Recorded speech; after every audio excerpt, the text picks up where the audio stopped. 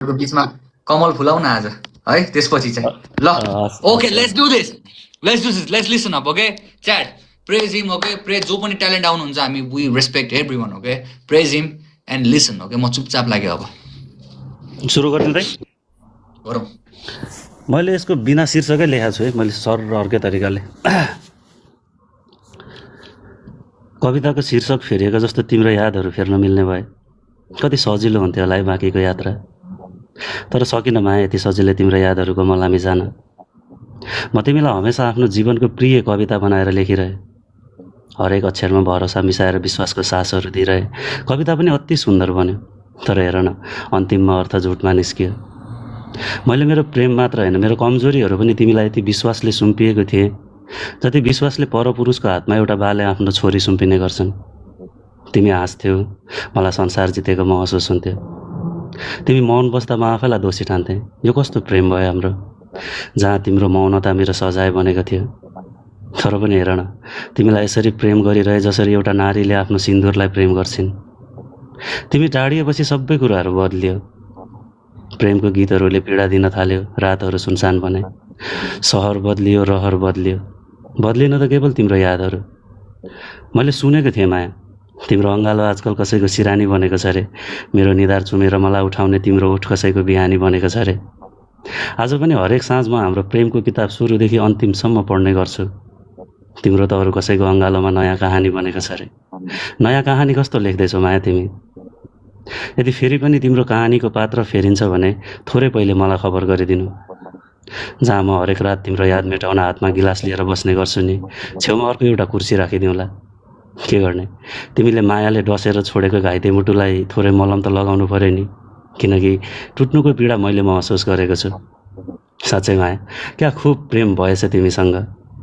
हेर न घरको आँगनीमा रोपेको तुलसाको मुठमा चन्दनले पूजा गर्दै गङ्गाजल पिएर हुर्किएको केटा म तिम्रो बिछोडपछि हरेक साँझ मदिराको 2 घुड्की पिउने भनेको छु साँझ बिहान 2 हात जोडेर भागवत गीताको श्लोक सुन्ने केटा म आजकल नारायण गोपालका म तिम्रा सहर छोडी टाढा जाँदैछु जस्तो गीतहरू सुन्ने भनेको छु हो रहेछ प्रिय सुनेको थिएँ प्रेमले मान्छे बदलिन्छ भनेर आज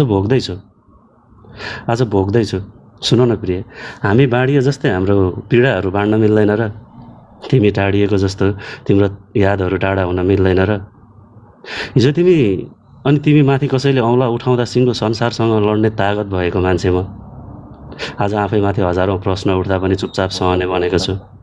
थाहा छ तिमीलाई कहिलेकाहीँ कस्तो लाग्छ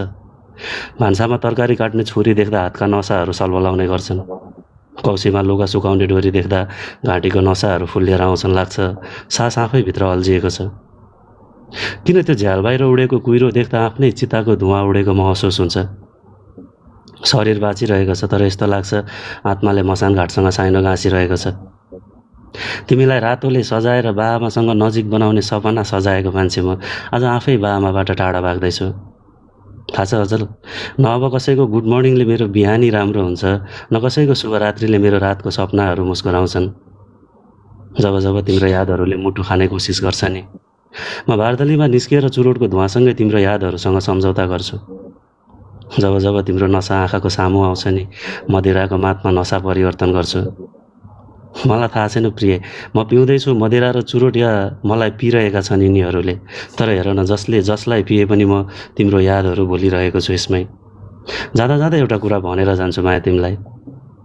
अब नभेटिनु फेरि बाटो अन्जानमा रोजेर पनि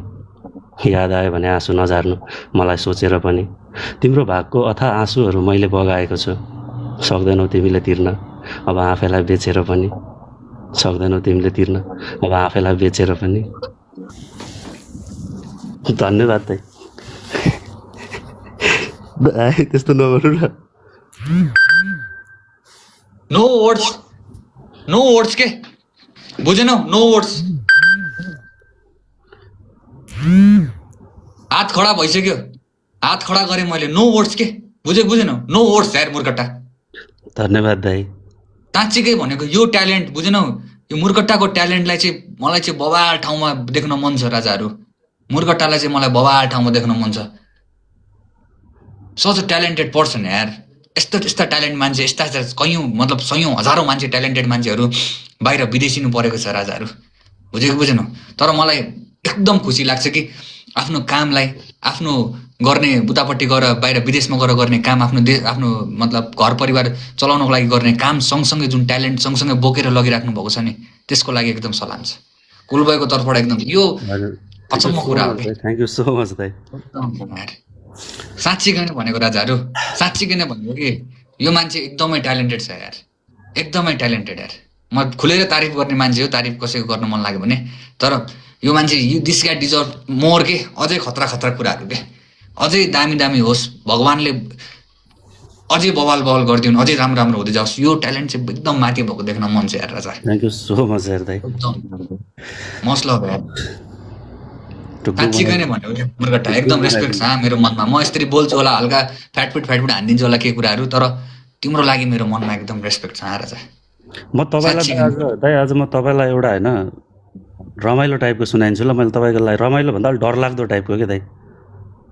कसको लागि कसैको लागि पनि होइन तर त्यसमा मैले तपाईँ र मलाई मिसाएर ल्याएको छु कि ओके ओके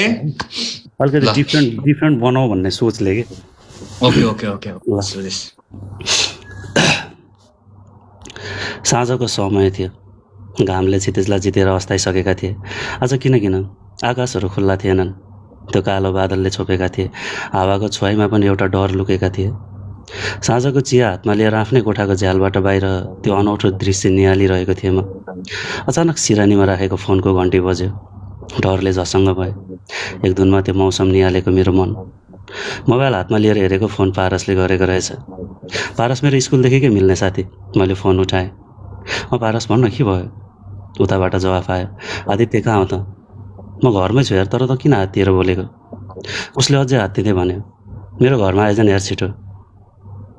लो के भयो पारस किन हात्तिएर बोलेको त आज के भयो तँलाई प्लिज आदित्य मेरो घरमा आइज न आएपछि सबै कुरा भन्छु यति भनेर यसरी हात्तिने मान्छे थिएन पारस कहिले दिमागमा हजार कुराहरू खेल्न थाल्यो झगडा डर दुर्घटना अपराध हतार हतार चियाको कप झ्यालमा राखेर म पारसको घरतिर दौडेँ हाम्रो घर करिब 10 मिनटको फरकमा थियो म पारसको घर पुग्दा ऊ आँगनमै उभिएका थिए उसको हातमा लामो र धारिलो खुकुरी उसको लुगामा भर्खर मात्र लागेको तातो रगतको छिटाहरू खुकुरीबाट तप्प तप्प रगतका थोपाहरू जमिनमा खस्दै थिए यो सबै दृश्यले मेरो शरीर नै काम्यो हात खुट्टा डरले जम्न थालेका थिए अघि फोनमा बोल्दा हात्तिएको पारसको बोली अहिले मेरो अगाडि भएको उसको यो रूप फेरि मनमा हजारौँ प्रश्नहरू आउन सुरु भयो अब जे भए पनि मेरो बच्चादेखिको साथी हो यस्तो बेलामा कसरी साथ छोड्नु यही सोचेर हिम्मत जुटाउँदै उसलाई प्रश्न गरेँ ओ पारस के भयो यार के गरिस् तैँले जिउभरि भर्खर लागेका ती रगतका थोपाहरू खुकुरीबाट पनि रगतका थोपा तप्प तप्प जमिनमा चुइँदै थिए बोल्न के गरिस् तैँले त्यसपछि पारसले बिस्तारै आफ्नो टाउको उठाउँदै मलाई हेर्दै भने के होइन यार आदित्य आज घरमा खसी काटेको थिएँ तँलाई मासु मनपर्छ भनेर खानु बोला गरे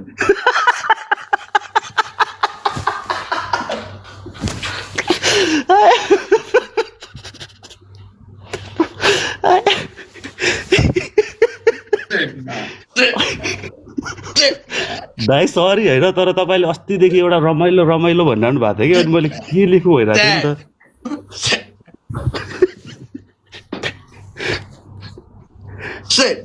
दाइ कस्तो थियो म अर्कै एक्सपेक्ट गरिरहेको थिएँ यार म कसै न कसैलाई मैले यस्तो मारेँ कि कसैलाई के गरेँ कि होइन कसैलाई के गरेँ कि भन्ने थियो ओ माई गॉड यार साँच्चै गएन भनेको लास्टमा कमेडी ओभर है ओके यस्तो गम्भीर भएर धेरैजनाले गम्भीर भएर सुनिराख्नु भएको थियो लागि के भयो एकदम एकदम एकदम नाइस यार is such a nice story teller man is such a nice story teller Murkatta always love okay always love मेरो brother okay thank you so much दाइ ओके ओ Murkatta thank you so much है यहाँ फेरि अरूलाई पनि जोइन गर्नुपर्छ तपाईँले विक्रम कार्कीको भन्दै उहाँलाई जोइन गर्छु ल love you share okay thank you so much So that was Murkata for you chat, okay? That was Murkata for you. It's like हाम्रो यो फेरि आजभोलि बुझेन अलिकति इङ्ग्लिस बेसी जान लागेको छ कि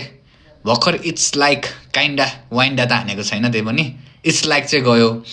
एस्थेटिक चाहिँ नसोच्नु है राजाहरू कुलबोय त एस्थेटिक हुन थालेछ आजभोलि